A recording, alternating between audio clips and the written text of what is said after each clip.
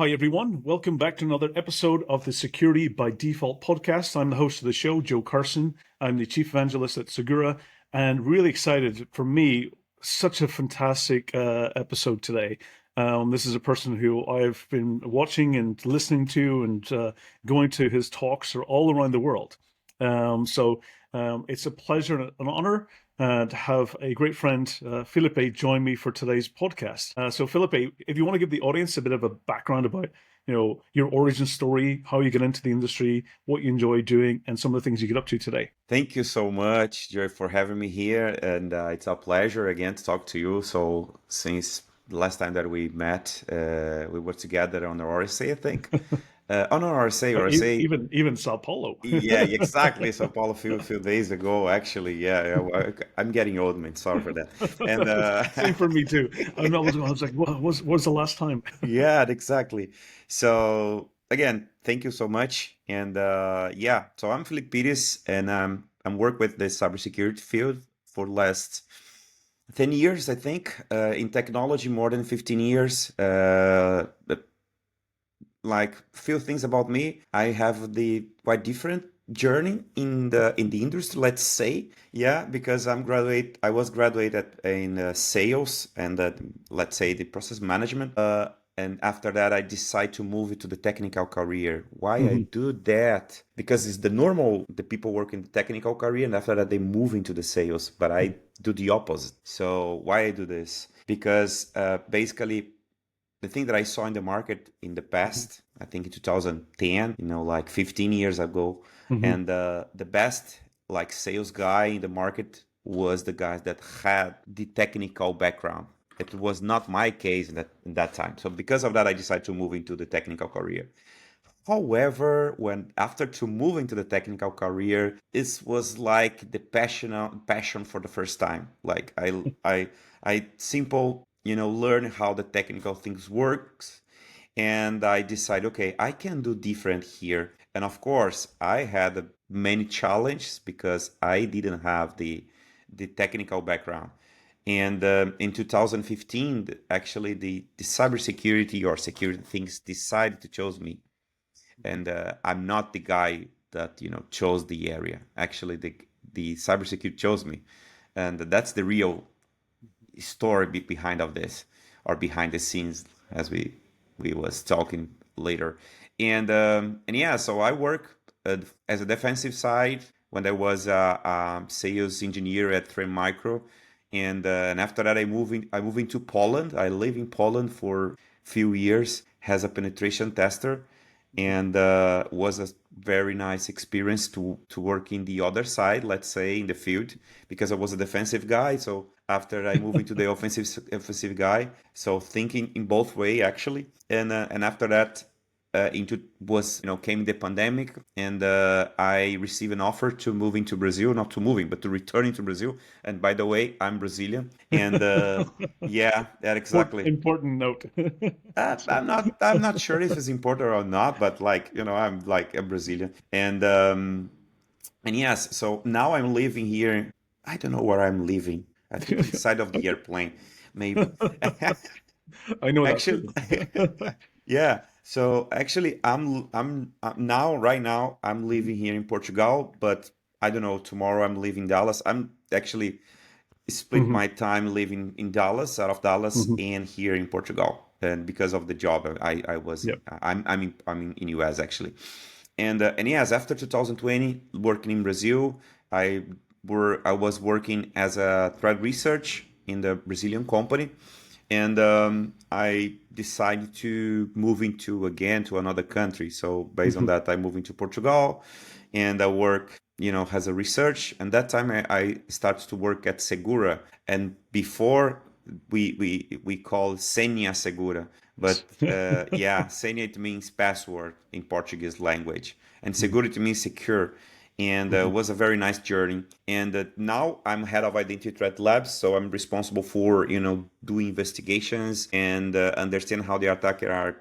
collecting credentials, and doing different techniques to explore identities and how.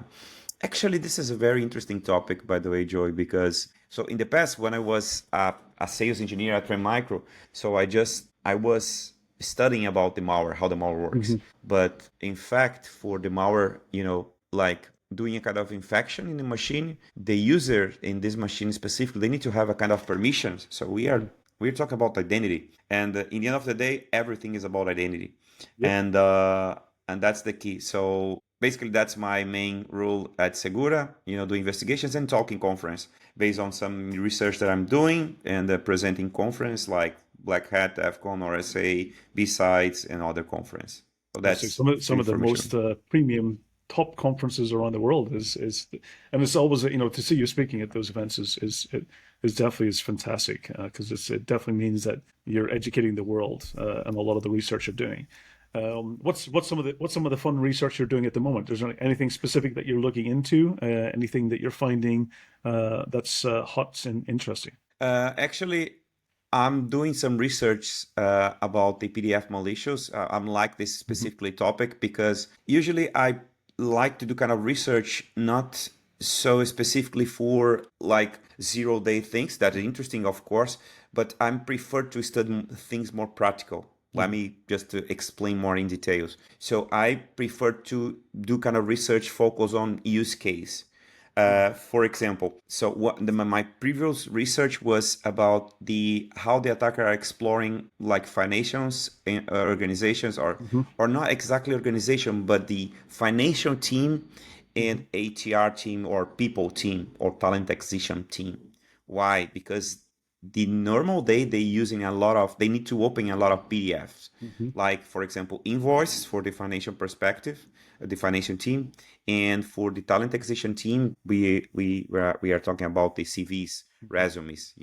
So Yeah. that's the normal activities. So open PDFs. So how thinking about how the attacker can explore those environments, and or how the flow of this type of technology works, like the each talking about the people team, like the HR team. So they have a device. Inside of this device has an application focused on specifically for HR. Hmm. So they receive the CVs from maybe LinkedIn or another source. So they receive those PDFs. They need to open their machine, and usually this application requires the administrator access. So Yep. based on that, this user requires the high privilege from this specific identity. And so this is the flow of the organization. So thinking about the attacker perspective, how the attacker can explore those identities. So that's one way that I like to do kind of research. And of Hmm. course, another research that I'm doing is about the cloud, how the attacker exploring misconfigurations in the cloud. This is the two main topics, let's say. Absolutely. And what's some of the most common tools that you use in order to do the research? Using commercial-based tools, things like No, no, no. paid solutions, Usually or is most open source? usually I prefer using more. I'm getting old now, but like I'm kind of, how can I say that? I'm more old school guy. So I like to use more the open source tools, and I like to use to do kind of manual analysis. Mhm. For example, for the PDF perspective, I like to use the PDF ID to identify how many objects we can find in the object. And after that, I like to use the PDF parser to do kind of parsers and to see each object I can find it specifically embedded things like URLs or URI or maybe JavaScript encoded, for example. And after that, I go, using another tool. I can use in kind of, PDFTK, for example, Mhm. to Yep. uncompress or decompress. And I know that one of the guys in one of the conference that I was speaking, I think 2 months ago, one of those guys came to me and he said that the PDF Pi, they restart the project again. I didn't know that, but I didn't use it because they like archive the project, but they decided to open again. So usually I like to use more than one tool for specific activities. Like for example, for if you think about the offensive perspective, for example, I like to use, for example, Deerbuster and Yep. WFirst, for example, is the two Hmm. different tools for the same usability, let's say.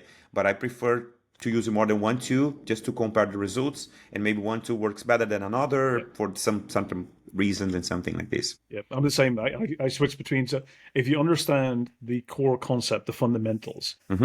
and you do it manually, it means that you can easily switch between tools. So you're not learning the tool, you're learning the technique. and that technique then becomes universal.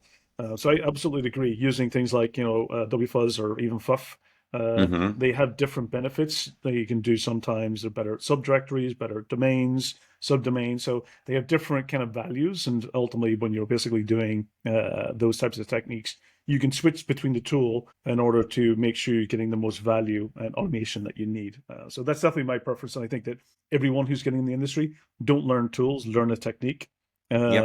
and then the technique becomes universal. Yeah, exactly. This is a very point. It's a very nice point that you mentioned because that's one of my main, let's say, advice for the students and the attendees.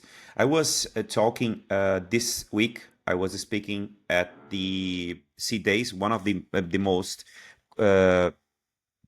traditional event here in Portugal, in Estoril. This is the name of the city. And I was explaining to the attendees, I don't like when I present something and the guys look at me and say, okay, wow, this guy speaks very good and the talk is super technical. And in the end of the day, they didn't understand nothing and they Mhm. cannot put in anything in practical. So I don't like that. I prefer, I like to say, okay, they can put in practical in the next Monday. Like, okay, they learned something in my pitch and next Monday they can put in this thing specifically in their job. That's my main concern when I talk something. Based on that, I when I present some tools, I like to share something about okay how this tool works, how this tool really works in the deeply way. For example, the string. When you type some string to search for some ladder or something like this, Mhm. usually the string just printing at least 4 characters, not 2 or 3, at least 4. So because of that, when you execute something like strings for the some PE files, for example, portable executable, they never print the MZ, for example, the first Mhm. two binaries in the file, because it is just 2 characters, and if you see the strings just printed just at least 4. Yep. The same thing is about file type, for example. Yep. The When you magic, the type magic, magic bits. the magic bits, exactly. So it's easier to Mhm. manipulate files and to induce the different tools to bring different results. So when you understand how the tool works, or the concept, as you said, Mhm. is totally correct. You can like use more than one tool, or you can create your own tool. Absolutely. It's one of the things that I learned when I was doing a lot of capture the flag events. That I get, I always find it one of the trainings I give is hacking gamification. Mm-hmm. And the reason for that is that I want to teach people the method of learning, not just to get the flag and get the win and win, be able to compromise the machine or get the root flag. For me, it's really about the process, the journey that you go Mm-hmm. through that. And one of the things I always teach the students is that it's not even just about learning the method of getting to the flag, but it's also about understanding why the machine's vulnerable in the first place. So even to the point where there's some machines that I have done in the CFPs, or the CTFs, is that you go and try to recreate those machines to understand about what was the configuration, what made it vulnerable in the first place. How can I actually harden that system to prevent the actually technique from working? Mm-hmm. And even to the point where sometimes there's the documented way. I also like to try and find the undocumented ways. For example, when I'm doing the capture the flags, my preference is to get a elevated shell locally and not doing reverse shells. So because connections are noisy.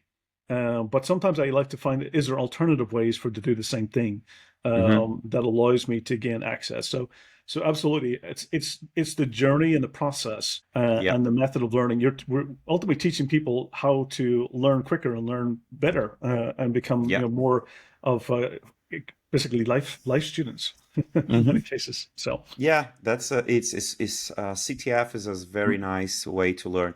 Mainly nowadays, so if I remember, like, not if no, I remembered in 2019 when I moved into Poland. I remember that I had a quite of time to do kind of research and some study as well. So I used the Hack in the Box platform, oh, and I absolutely. remember, yeah, I remember that time it was kind of challenge or some kind of machines Hmm. was unreal. It's not exactly the real scenarios. You know what Yeah. I mean? And nowadays, or like the hack the box, try hack me, or they are using more realistic environment. So that's a good way to learn. Like they have specifically rooms, so you and me, we can create our proper room. We can share with the community. I think that's the way we can learn more the realistic thing. Because, like for example, steganography. Hmm. Okay, it's a kind of technique. It's an art Yeah. by So, itself. who is the, let's say, the APT group that is using this steganography? I'm not Mhm. sure. You know what I mean? Like, I mean, it is a very rare use. It's not something I would say it's a technique that does get used, but very rarely. It's not common. That's the thing yeah. is that you find that there is ways. So I've seen one method of actually distributing malware using playlists from basically music playlists because you're downloading XMLs and Hmm. hidden within the XML they can then parse it later and then basically create and compile a piece of malware.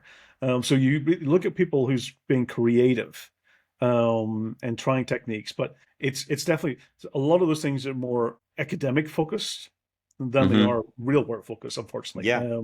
And that's what I do find is that absolutely the machines I'm seeing more recently are really close to real environments. It's sometimes for me, it's even like, oh, I've seen this in an incident that I helped do an incident response for maybe 8, 9 months ago, Hmm. and this is so close to the technique. So I think definitely getting more close to real world scenarios definitely helps show people what they're dealing with. Because for me, the academic way of doing things and that I grew up on, it definitely it helps me, still helps me today because it built that foundational knowledge, Hmm. but it doesn't help me in the practical side of things. Yeah. It has that foundational knowledge, but not the practical sense, the simulation side. So I'd like to get into what's some of the top techniques you're seeing today in the identity threats. What are some of the most common techniques that you're finding that organizations are kind of struggling with when it comes to identities? Yeah.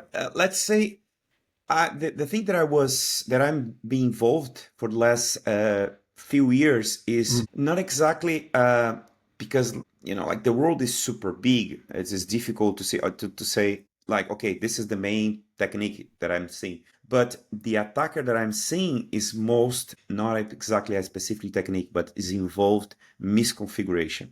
Um, like we are talking a lot about machine identity and no human identity, and because the companies are creating different, or they are buying different tools to automate a different process and integrate different things. And okay, I could like say something like, okay, a golden tick attack, or pass the hash, or like some man in the middle. Mm-hmm. But the thing that I'm seeing and I'm talking with companies is about misconfiguration. Yep. Because let me just give you an example. So I talk with some companies in Brazil and in Europe, in Germany. So they said to me, okay, so my developer team, they need to, they are starting to work in infrastructure as a code. So when they need to start the Lambda process, like one of the services in AWS, and they go to the policy in AWS, they saw the policies about the Lambda policy, and they using this specifically best practices from the AWS to using Lambda, or even if they were using no infrastructure as a code, but you're working in a traditional way, working the EC2, for example, the instance, they go to the policy in the AWS, they see for the AWS EC2 standard policy, for example, but they don't care about the bunch of actions that are inside of this specifically permissions. They just enable Mm-hmm. because it's the standard from the AWS, and that's the key. So then they came to us, and want to meet to us is about me and Segura team, and they go, okay, so we are maybe doing a kind of suffering kind of attack. So what happened is, so when we go to the deeply, we saw, okay, so the attacker collected these credentials here, and when I mean credentials, I mean secrets and key, and this credentials key has a permissions. And when we go deeply to the policies, we can say, okay, this just attack happened because of this specifically, Mm-hmm. permission that allow the attacker doing kind of different things and escalate privilege.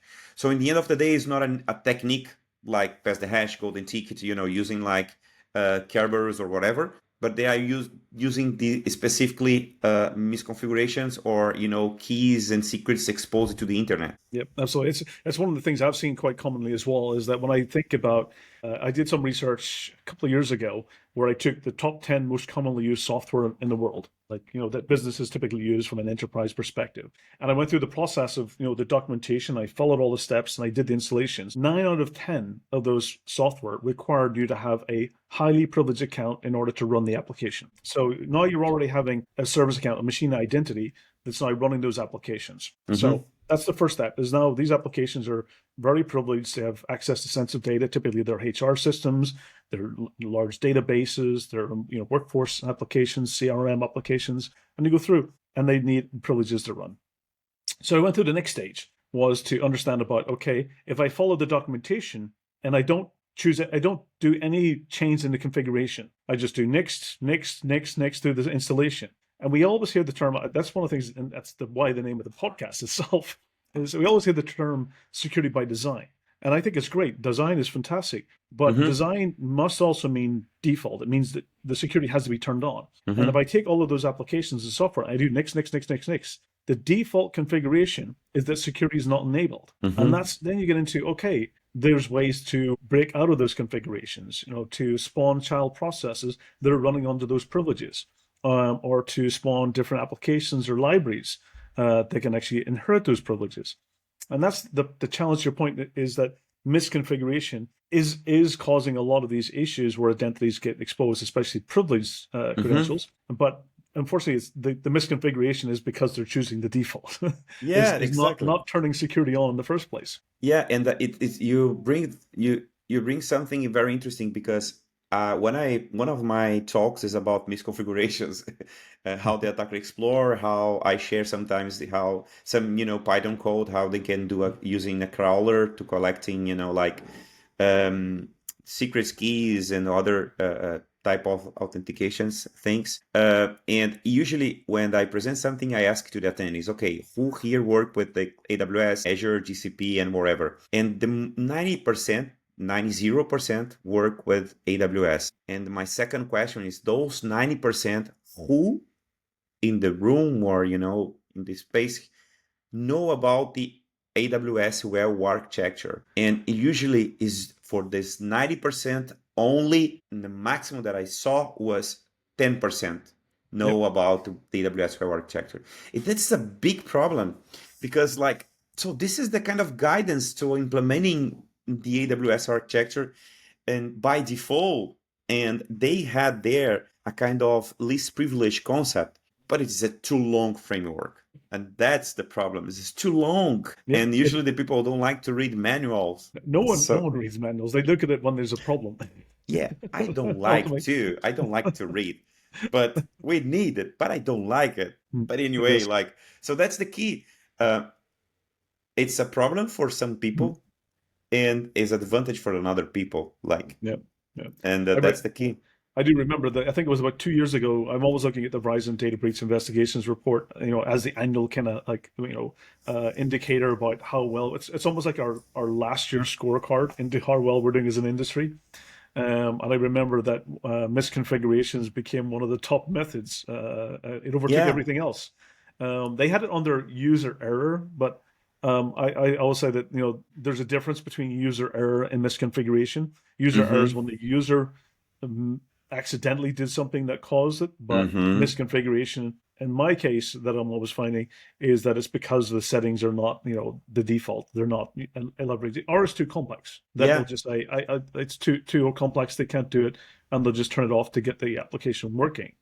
And that becomes a major problem. Yeah, it's interesting. Another interesting thing is, okay, so if we go to the reports, we will not see anything about big 0-day things came to the new companies. Usually the big data breach that we saw is about no updated software. I remember when I started working in the field in 2015, 10 years ago, the main problem was user error, the misconfiguration, patch, updated patch, which was typically, the patch was available for 1 year.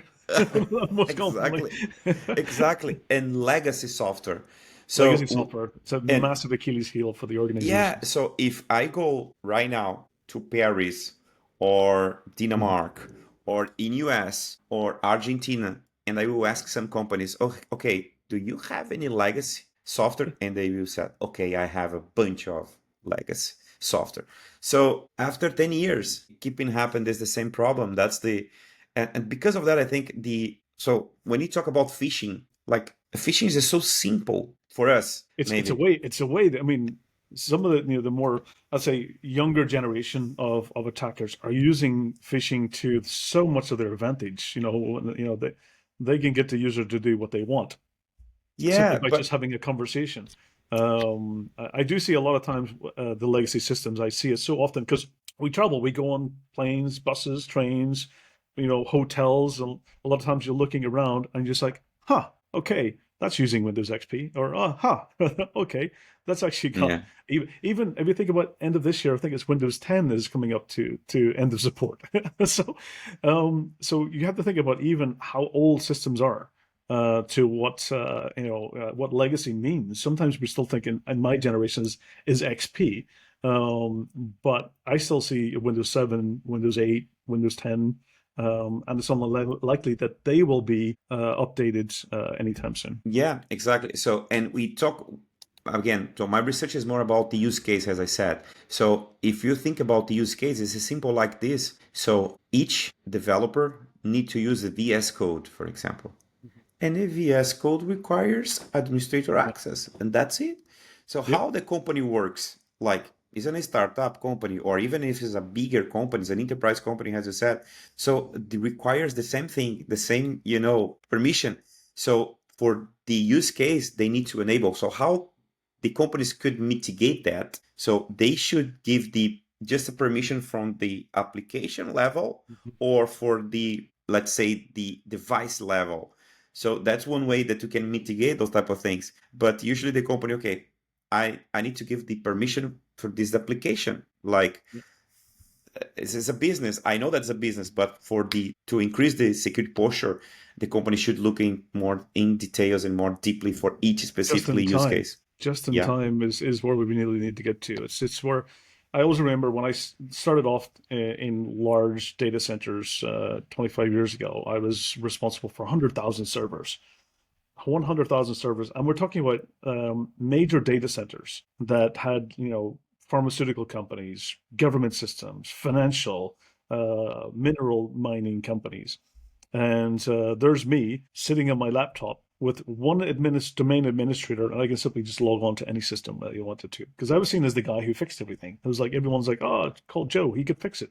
But that was the case. But I realized that the risk that exposed was so massive that if you've got one domain credential that you're using on a daily basis to Hmm. access all those systems, that becomes a massive, basically high risk. And that was always kind of where I really embraced the principle of least privilege and application control and the Hmm. ability of having PAM solutions, do just-in-time access.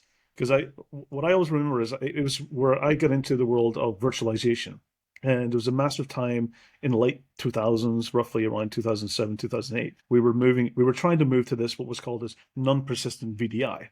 And I was one of the kind of innovators of trying to make that possible. And during that time, I remembered that actually, we also need to move away from persistent privilege to actually just in time, non-persistent privilege, meaning that you get the privilege when you need it at the time for the task on the system for doing that specific, maybe service ticket that you might have, or upgrade, or application execution, or running a report. That really then limits the time that attackers can expose those systems, because ultimately it's when attackers have unlimited time and get access to systems that have persistent privilege, that's where basically they win. And Hmm. we had to eliminate the time window and the persistent privilege away, and that will makes the attacker's job as difficult as possible. Yeah, definitely. Yeah, and that's the interesting thing. So everything in the end of the day, Mhm. even for 20 years ago, is about identity. The thing that we in the past we didn't talk about that. We did Yep. talk in a different way, but And it's today identity and permission. it's more and more even difficult because when I was doing 20 years ago, I had my one account for my day-to-day job, my email, my communication, access to company resources, and then I had my privilege account. So two accounts. If you think of today, with machine identities, non-human identities, bots, agentic AI, tasks, backup jobs, cloud workloads.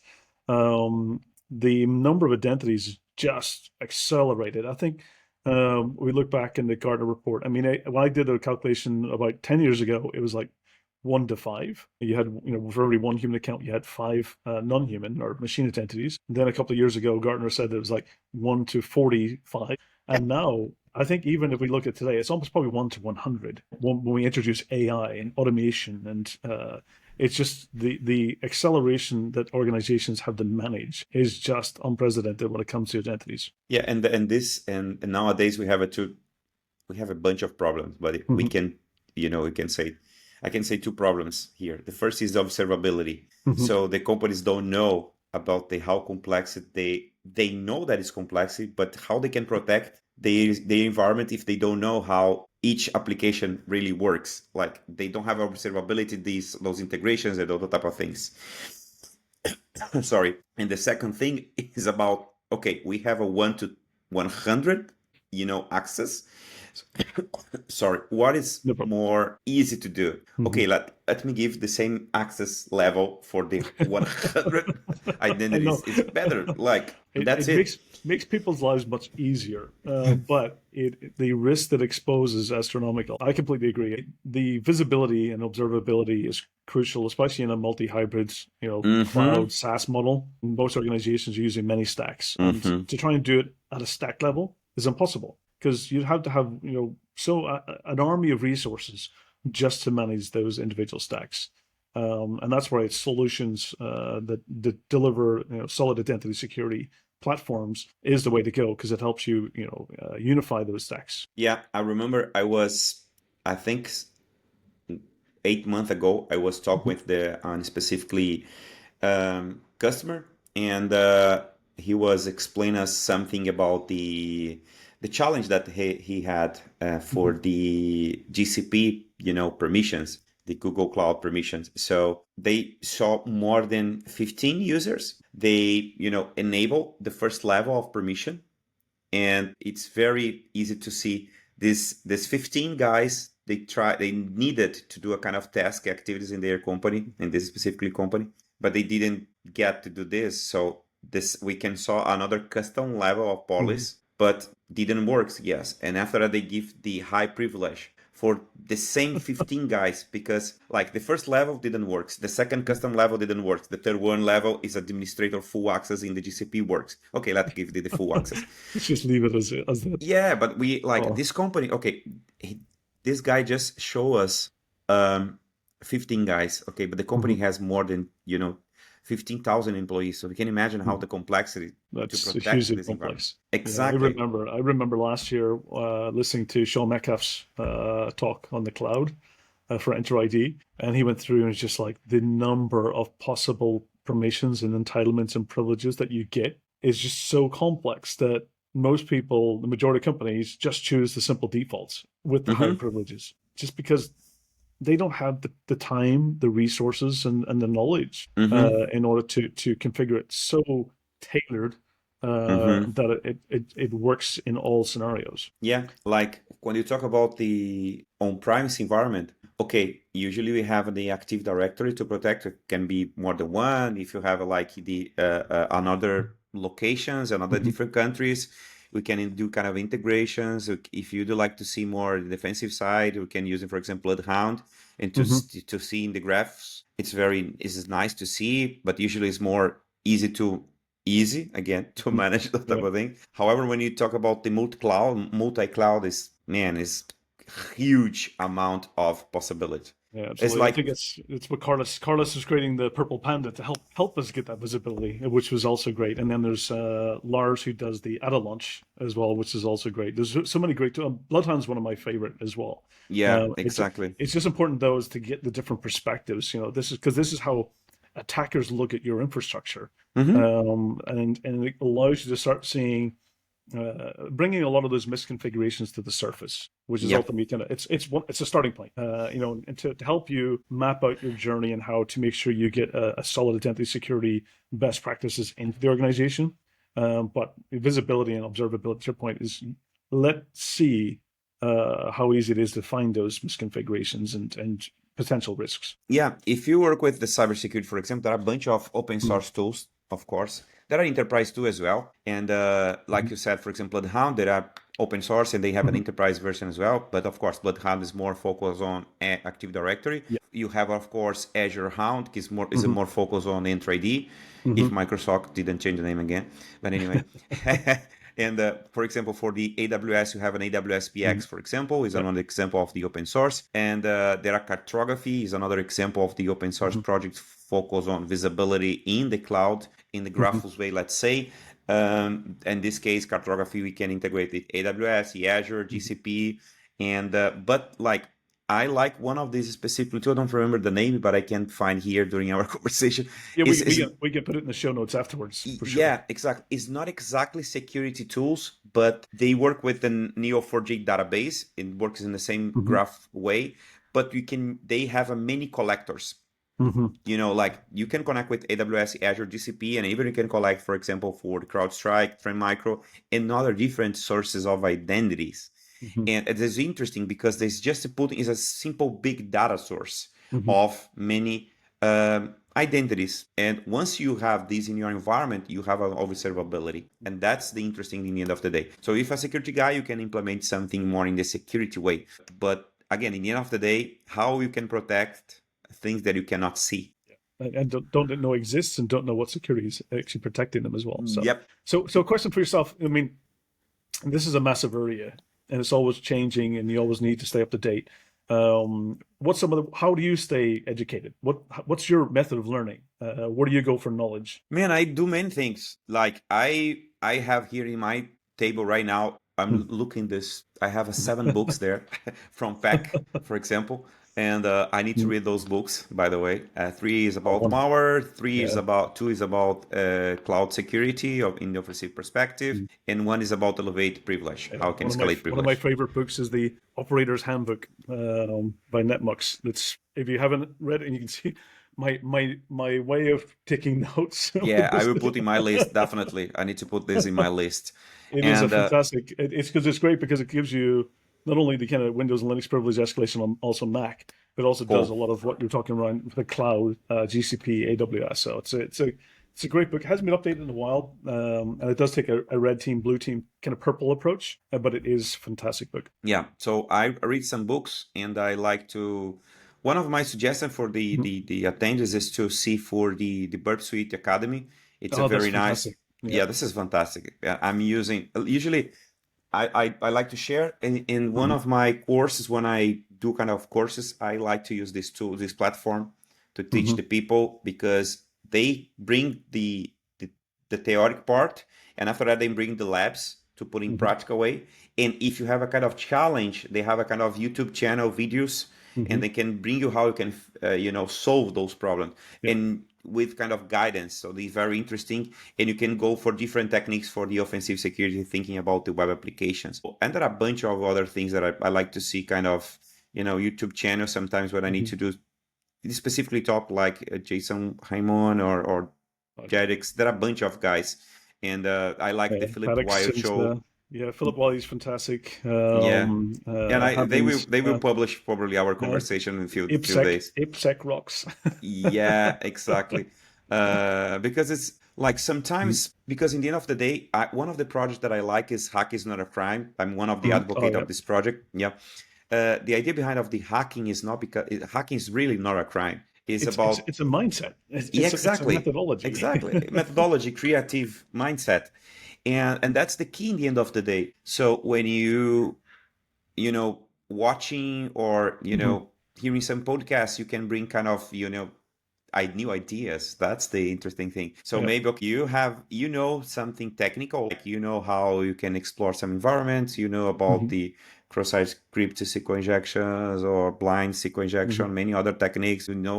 How you can do the golden ticket exploitation, pass the hash, hip spray, whatever. But okay, so like how the DOS works or Mhm. DOS works. So how you can use in your creative mindset. So that's things that you can watch in different podcasts, and you heard Absolutely. different minds. So that's the I'm learning this way. That's the talk with the people. That's the things. That's my method as well. Is that reach out, make a connection, and when I actually run into challenges, I'm always reaching out and saying, "Hey, I'm having this problem. Do you have any suggestions?" And they're always Hmm. willing to take the time because they're the same as myself and you. We kind of dedicate a lot of our time to educating the world. And we like to surround ourselves and connect with people who do the same, and we're all passionate about that is passing on the knowledge. Yeah, definitely. And one of the things that I want to start to do kind of research. Mhm, I was talking with one guy in Brazil about the critical infrastructure, mhm. mainly the energy, and Yep. because I'm for the identity threat labs perspective. So actually, Segura has a very nice concern about Mhm. station nation. Yep. You know what I'm saying. I, Like I we absolutely we we totally involved with that, and I want to start some studies and do. Mhm. research about those type of attacks, how it works with the specifically energy things, Mhm. oil, gas. Because I think it's a kind of environment that we can see many legacy environments, and not only that, but different specifically protocol like SCADA. Like we were talking about that in Brazil. Yeah. And I'm starting doing kind of, I will start. I'm not started yet, but I think next month it basically will be happening 4 days. Next month I will start my research about that. Fantastic. It's actually for me, absolutely. It's an area where you think about systems that they don't have a 3 year or 5 year life cycle. They've got 20 years. When you think about somebody who's creating a Yeah. production line for car manufacturing, that's a long production line that tends to have a long life cycle. If you look at, power stations, their life cycle is, 15 to 20 years. A ship, same thing. So the life cycle of them is much longer than your traditional IT systems Yeah. because their production they want to make a return on investment, and those return on investments typically is 10 to 20 years. And lots of vulnerabilities and lots of discoveries happen in that time, and you just hope that they can patch and fix them. Yeah, definitely. So, Felipe, it's so fantastic. I always enjoy talking to you, whether it being in person or online. And we should do this more often. We should make this a more of a kind of a series. Every Yeah. couple of months, we will kind of do the latest top trends, what's happening in the industry. So, for the audience, what's the best way for them to stay in touch with you? Is there any conferences, events that you're speaking at in the near future that, if they do happen to be at those events as well, where are you going to be? Where are you on the road? Actually, I will be talking at the Hacker Summer Camp in August, and Oh, yeah, I will be doing 5 talks in a minimal. I received the approval in that's 5. Yeah, that's a That's huge. that's a busy busy schedule for anyone at an Yeah, event. yeah, it will be very nice. I like that. So I will talk at Black Hat this year again for the second Hmm. year, and I will talk at DEF CON in the Red Team Village, Hmm. and I'm a part of the core team as well. So it's a super pleasure to me to help in the community, and I will talk at Cloud Village and Hmm. Adversary Village as well, and I'm still waiting for, and besides Las Vegas as well. So I will do a kind of, so they can talk to me So during the that's conference or in the 7 8 social days medias of if they want. events. And events, yeah, I like it. I like to talk with the people. If they came to me, we can, take some pictures and or not only take pictures, but talk about things. And Hmm. and again, Share lessons. It's yeah, always and like. exactly. I love to learn from the Hmm. people. And as one of the things that I would like to mention to you is we created in Brazil one initiative we call it the Red Team Community. It's a Hmm. very nice because the idea of this community is to putting every people in the same, let's Hmm. say, place. We have a Discord channel. We have our is a redteam.org. Redteamcommunity.org is our Okay. community. So the idea of this community is to bring the offensive security mindset, and one of my colleagues that found with me, the Oliveira, this is a founder of Hakai, is an offensive Hmm. security company focused on red team. The idea of this community is to help in different events, like, for example, besides São Paulo, Hacker to Hackers in São Paulo, and other events in Latin America. And to bring this, it's a piece of the DEFCON from these events. Yeah, last year we Bringing it home. yeah, Definitely, exactly. it's important. Yeah. last year we brought the 4 people from the Red Team Village to Brazil. Was a very nice experience, not for us Brazilian guys, but for the guys from the US, because they had experience to know the Brazilian guy. You had this experience this year, to know how we were very armed, let's say, and that's the key. So it's a very nice project that we started, and I'm totally involved with different communities. And another community that I'm involved with, the Raíces. Cyber is Raíces, it means root, and is focused on Spanish people and Hispanic people and Brazilian people that speaks Portuguese as well. So I work with a lot of communities. Please do share a lot of the links. I'll add them to the show notes, so it makes it easy for the audience to go and find those resources. So we'll make sure that they're Filipi will share them with me, and I'll make them on the show notes so that everyone can easily find and access them. As always, thank you, and I look forward to chatting with you again soon. Any final wisdom for the audience? Any kind of last words that you would like to leave the audience with? Yeah, I think my advice for the attendees is, the audience is, guys, respect the journey. If you are working with cybersecurity, respect the journey. What I'm saying is, okay, if you start right now in the field, respect the journey. So, studying those bases, understand how the network works, how the system operation works, how the identity works, so each part of the technology works, and after that apply the security concept, but respect the journey. Like, I'm here as we are talking, talking conference, but I spent 10 years, not 1 month, not 2 months, not 1 year. I spent 10 years. Joy spent 20 years, more than 20 years. So that's what the gray hairs come in after. Yeah, he's getting older more than me. No, I'm kidding. Like, respect the journey. You have to respect it, absolutely, because it becomes your life. Yeah, it becomes part of you, and it becomes part of your DNA and culture ultimately, and your social sphere as well. I know that sometimes the people is very looking for, okay, I need to move on, I need to increase my salary, I need to grow in my career, but man, respect the journey. Yeah, enjoy where you are and where you came from. Exactly. Each part, and learn those bases about everything. I think that's a fantastic words of advice and wisdom to the audience. So again, many thanks. So for everyone, this is the Security by Default podcast. It's all about bringing security knowledge, wisdom, lessons, leadership, ideas, hot trends, and topics with amazing guests like Filipi. So every 2 weeks, tune in for the next episode, subscribe, provide your feedback. And also, if you're interested in hearing different topics or you would like a special guest, always provide the comments and feedback to me, and I'll be happy to see if they'd be willing to come on this show. So everyone, stay safe, take care, and until the next time, thank you.